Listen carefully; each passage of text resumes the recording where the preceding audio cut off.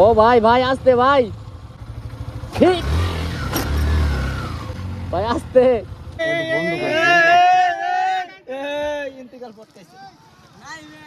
বন্ধু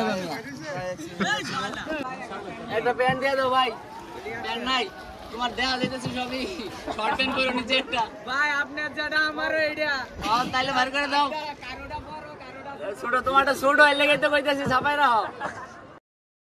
আজ শুরু হচ্ছে এক ভয়ঙ্কর রোমাঞ্চকর জার্নি। আমরা সবাই রওনা হচ্ছে একসাথে কমলাকান্দার পথে। তো যেখানে প্রকৃতির রূপ ঢেলে দিয়েছে একদম নিঃসংকোচে, নিয়ে আসছি তোমাদের জন্য এক ভিন্ন ধরনের অভিজ্ঞতা যা ছুঁয়ে যাবে তোমার হৃদয়ে। তুমি কি প্রস্তুত এই অ্যাডভেঞ্চারে আমাদের সঙ্গে ডুব দিতে? Then let's hit the road.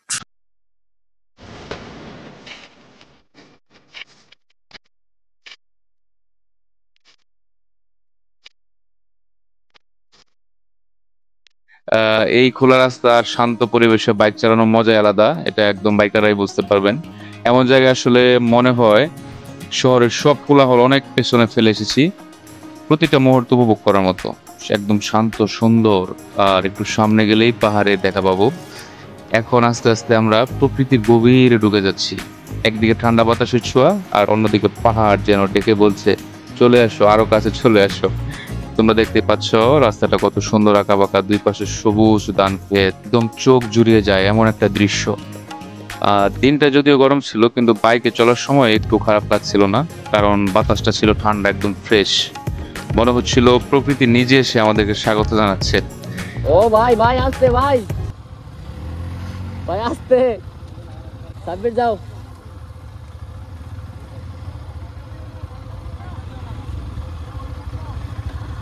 এই সাবধানে যাও, সাবধানে যাও। এই ওই দিক দিয়ে গেছো কেন তুমি?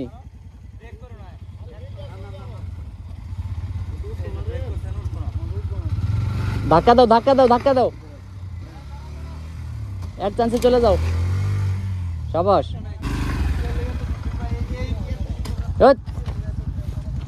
আমার গাড়ি ধরো, এটা আমার বউ।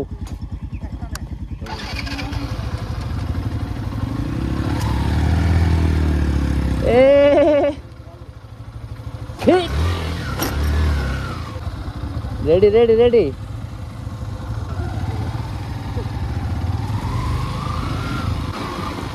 আজকে রেডি টু রাইড না, রেডি টু ফাইট হচ্ছে ভাই। এখন আমরা নদীর পাশে বেলেমাটির রাস্তায় বাইক চালাচ্ছি। তোমরা দেখতে পাচ্ছ রাস্তার মাঝখানে ডলের পানি কেটে একদম ড্রেনের মতো একটা গর্ত তৈরি করে ফেলেছে, আর সেই ড্রেন দিয়ে এখনো ধীরে ধীরে পানি চলে যাচ্ছে। রাস্তা পুরোপুরি নরম হয়ে গেছে, আমরা ড্রেনটা পার হচ্ছি। অনেক সাবধানে পার হতে হচ্ছে, যদিও যে কোনো সময় চাকা পিছলে যেতে পারে। এরকম জায়গা নিয়ন্ত্রণ মানে ধরে রাখা খুব চ্যালেঞ্জিং একটা বিষয়, এবং এক্সপ্লোরিং। আর আসল মজাটাই তো এখানে, মানে একটা অ্যাডভেঞ্চার বা এক্সপ্লোরিং যদি না হয় তো রাইডের কোনো মজাটাই থাকে না। একদিকে নদীর পানি, অন্যদিকে ভাঙা রাস্তায় টিকে থেকে যেন মানে এগিয়ে চলা, এরকম একটা অবস্থা। তো এই অ্যাডভেঞ্চারটা ভুলবার মতো নয়, এরকম রাইড আসলে বারবার হয় না। তো কমলাকান্দার পাঁচগাঁওয়ের রাস্তা দিয়ে যাচ্ছিলাম, হঠাৎ চোখে পড়লো তরমুজের একটা বিশাল ক্ষেত। তো তরমুজগুলো দেখে এমনিতেই জিভে পানি চলে আসলো, এমনিতেই গরম গরম একদম তৃষ্ণা পাচ্ছিল। তো ক্ষেতের মালিকের সাথে কথা বললাম, উনিও বেশ ভালো মনের হাসি মুখে বললেন চলে আসেন, খেয়ে যান। তো ব্যাস হয়ে গেল, আমরা সবাই নেমে পড়লাম, ঝাঁপিয়ে পড়লাম তরমুজ খেতে।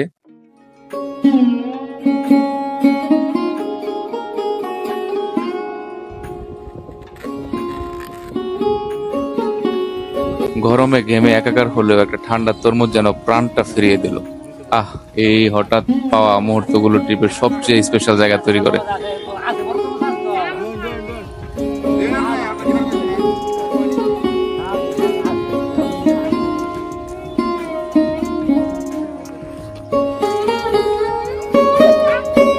আপনারা দেখতে পাচ্ছেন ঘোড়ার গাড়িতে করে মানুষ বস্তা ভরে ফসল নিয়ে যাচ্ছে, একদম সোজা সরল গ্রামীণ জীবন, পরিশ্রম আর শান্তিতে ভরা।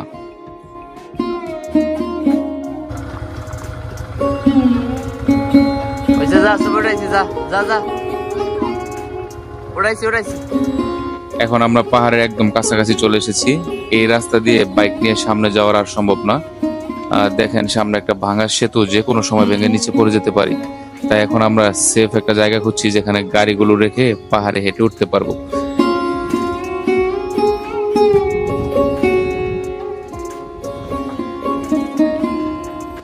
ভাই আপনার নাম কি যেন? আপনার বাসা এটা না? আপনি এখানে কি হেল্প করেন টুরিস্টদের? গাড়ি, ব্যাগ, হেলমেট, জিনিসপত্র পাহাড়ে যাওয়ার আগে এদিকে রাখা যায়, তো আপনি সেই সাহায্যটা করেন। এখানে উনি আসলে এরকম মানুষ খুঁজে পাওয়া দুষ্কর, এরকম টুরিস্ট স্পটে সবাই আসে, অনেক মানুষ আসে এখানে। উনি যদি 5 টাকা করেও রাখে অনেক। এখানে গাড়ি, হেলমেট, এই দেখেন সবাই গাড়ি, হেলমেট কিভাবে সুন্দরভাবে রেখে যায় এখানে। উনি নিজ দায়িত্বে এগুলো রাখেন।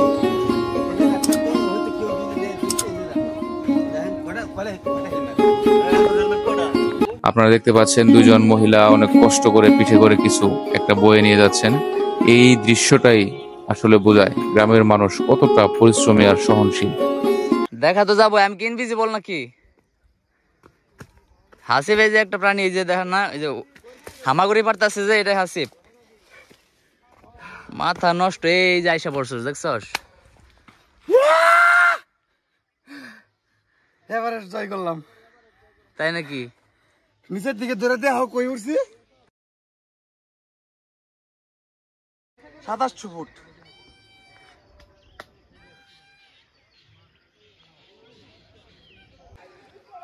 সুবেল, এই কই যাইতাছো তোমরা?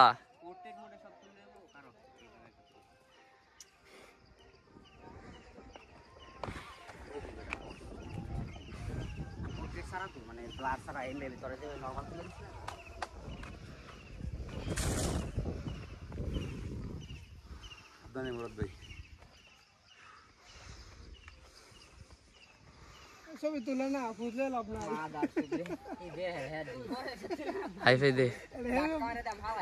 এরপর আমরা এসে পৌঁছলাম পাঁচগাঁওয়ের ভাইরাল সেই বট গাছের কাছে, যে গাছটা সোশ্যাল মিডিয়ায় ঘুরে ঘুরে স্টার হয়ে গেছে।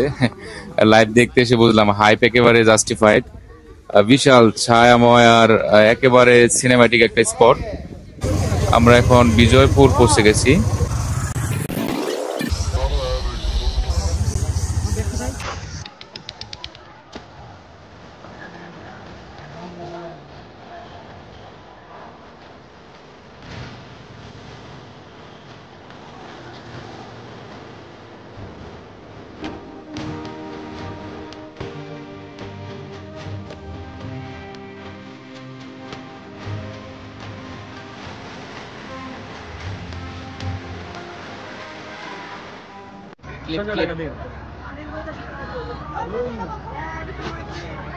লাগাই দে। কয়জন আমরা, কয়জন?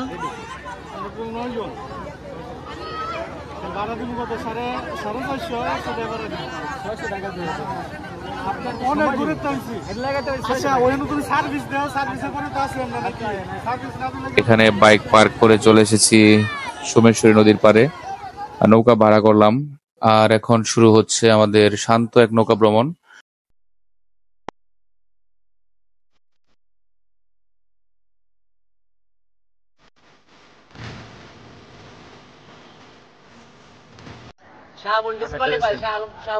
তোমার নাম কি?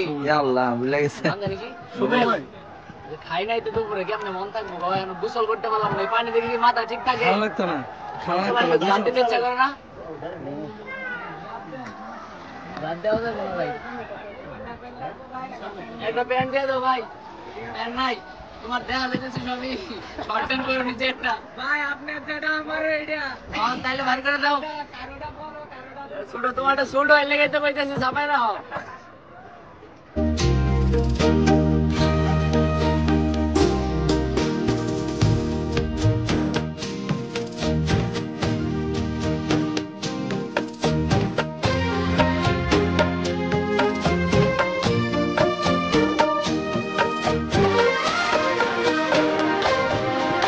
সত্যি বলতে নদীর এই শান্ত পানি আর চারপাশের প্রকৃতির সৌন্দর্য দেখে মন একদম ঠান্ডা হয়ে যায়, যেন সব কোলাহল পেছনে ফেলে এক মুহূর্তের জন্য একেবারে নিরিবিলি কোনো জায়গায় এসে পড়েছি। শাহাবুল, তোমার অনুভূতি বলো। সুবেল, আমার অনুভূতি ভূতা হয়ে গেছিল রাস্তায়, এখন আবার ফ্রেশ লাগতেছে। আরে বাবালি রাস্তা না, আবার নৌকাতে এই পড়ছিলাম টাইম, তোমরা সবাই চলে আসছো, আমি তো ফেল হয়ে গেছিলাম। আমারটাই শুধু মানে ভালো না শুনলাম, সবাই বলছে ভালো না, হেলমেট সহ চালাইতে। তুমি নাকি ইটের উপরে যাচ্ছিলা গাড়ি? 1 মিনিট ভাঙা চলে আসছে। তাই নাকি? আশিককে দাও, ভালো আশিকের লাগতেছে। অনুভূতিটা শুনি আমরা। আমার অনুভূতি খুবই খারাপ ভাই। আমার পানি গোসল করবা? অবশ্যই ভাই, পানি দেখে আমার আর তর্স হইতেছে না ভাই, আমার আর তর্স হইতেছে না ভাই। আমার গেলে মনে হইতেছে আমি নামি না কেন। এই মার্চ মাস চলে যায়, এপ্রিল মাস আইছে, আমরা এই গরমের মধ্যে কারো সহ্য হইতাছে? অবশ্যই ভাই, আমাদের তো কাঙ্ক্ষিত জায়গায় পৌঁছাইতে হবে, আমরা একটা নির্জন জায়গায় যাইতেছি। ঠিক আছে ভাই। এ তো আন্টি সুন্দর উপরে দাঁড়িয়ে রয়েছে। কষ্ট হইতাছে? অবশ্যই না ভাই, একবার সোজা ছিলাম তো ভাই, ঢাকায় থাকার অভ্যাসটা হয়ে গেছে। সুন্দর উপরে দাঁড়িয়ে রয়েছে আন্টি। আসিফ, জি ভাইয়া। তুমি নাচ করে আসছো কেন? মেয়েদেরকে দেখাও আমি স্মার্ট। অনেক স্মার্ট, ওভার বিয়ে স্মার্ট। করছো, তোমার না বউ আছে? একটা করছি ভাই, একটা করছি মাত্র। আরো 3টা বাকি। আর কয়টা তিনটা করবা? বাকি আছে। আচ্ছা, এই ক্লিপটা তো আছে তাই না? হ্যাঁ হ্যাঁ, পাঠাই দিও প্রবলেম বাড়িতে। নাই। যাই হোক, হ্যাঁ আমার আমার বন্ধু ইন্তিকাল পড়তেছে। বর্ষা খাবে আমি। আপনার অনুভূতিটা বলেন। ভাই, অনুভূতিটা বলেন, আপনার কেমন লাগতেছে? এর অনুভূতি? আপনি কি আগে আসছিলেন? এখন আমরা গ্রামের সরু রাস্তা ধরে ফিরছি। সূর্য ডুবে যাচ্ছে, চারপাশে একটা অদ্ভুত শান্ত বিকেলের আমেজ। মনে হচ্ছে আমরা সবাই যেন পাখির মতো নিজের বাসার দিকে ফিরছি। এই সুন্দর দিনের শেষে সবার প্রতি রইল ভালোবাসার সালাম। আর হ্যাঁ, সাবস্ক্রাইব করতে ভুলে গেলে কিন্তু তোমার বউ দিন দিন কালো হয়ে যাবে। ভিডিওটা দেখুন সুন্দর মন দিয়ে দেখার জন্য ধন্যবাদ। পরের ব্লগে আবার দেখা হবে, ততক্ষণ পর্যন্ত সবাই ভালো থাকবেন, সুস্থ থাকবেন। আসসালামু আলাইকুম, আল্লাহ হাফেজ।